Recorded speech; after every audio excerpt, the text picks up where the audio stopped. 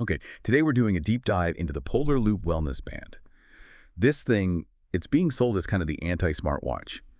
You know, betting big on being screen-free, subscription-free. The pitch sounds pretty good, doesn't it? But is this focus on minimalism actually genius? Or maybe just a $199 excuse for leaving features out? That's really our mission today. You can see if the claims stack up against what people are actually experiencing. Okay, let's unpack this. Yeah, it's a really interesting angle they're taking business-wise. Polar's basically selling this idea of a, quote, silent body lab on your wrist. Continuous tracking for heart rate, sleep, recovery. That's the promise. And what really shakes things up is that one-time cost. Like around $199 in a world where everything seems to have a monthly health subscription. But you do have to wonder, right? Does silent tracking sometimes just mean, well, we didn't put a screen on it? Exactly. That's the core tension here. So let's look at what Polar says they've put inside this tiny little device. I mean, to get that minimalist vibe, they kept it small, out of 30 grams, apparently, very light. And they're claiming up to 8 days of battery life, which sounds pretty impressive, plus WR30 water resistance. So swimming should be okay. Right. Okay, for swimming, yeah. WR30 covers that. And, focusing on the inside is key because they didn't exactly cheap out on the main sensor. They've put in their own, usually quite premium, precision, prime, optical heart rate sensor. That's the tech from their Sirius running watches. The same tech, okay. Yeah.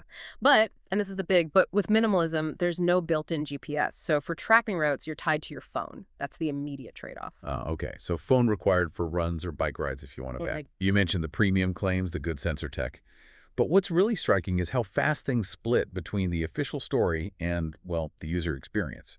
This feels like where we hit that expectation inflation territory you sometimes see. The community feedback, especially if you look at places like Reddit, it's been surprisingly negative, makes you question if that $199 price point sets expectations too high. Well, we should probably say the battery life claim. That seems to hold up mostly. That's a clear win for the simple design.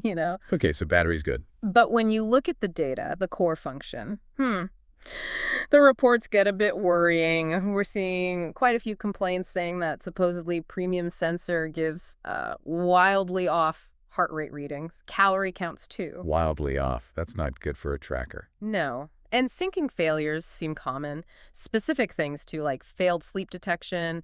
People relying on it for sleep insights are, well, not getting them. I even saw one post just titled, Polar Loop is a disaster. Pretty blunt. Wow, yeah, that's blunt is the word. If your silent body lab can't reliably track your body, it kind of fails at its main job, doesn't it? It really does. So, okay, what does all this actually mean for you listening right now, trying to figure out if this thing is worth considering with these mixed signals? Well, looking at our sources, there seem to be two very clear paths or outcomes, really.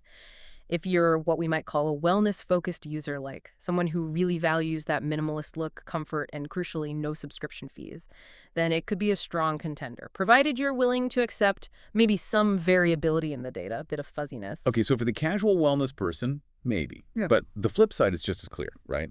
It is absolutely not for the serious athlete.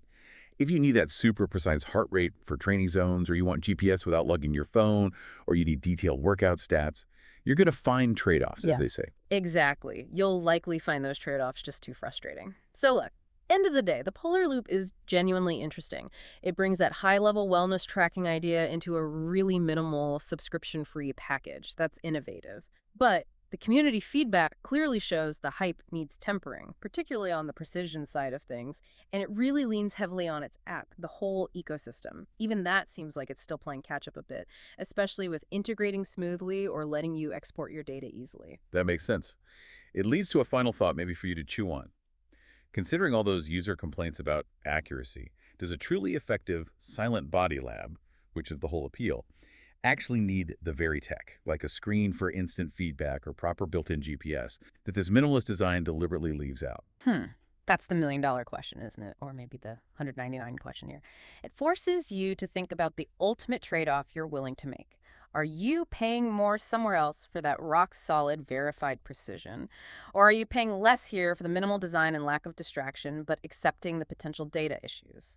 The Polar Loop really makes you choose.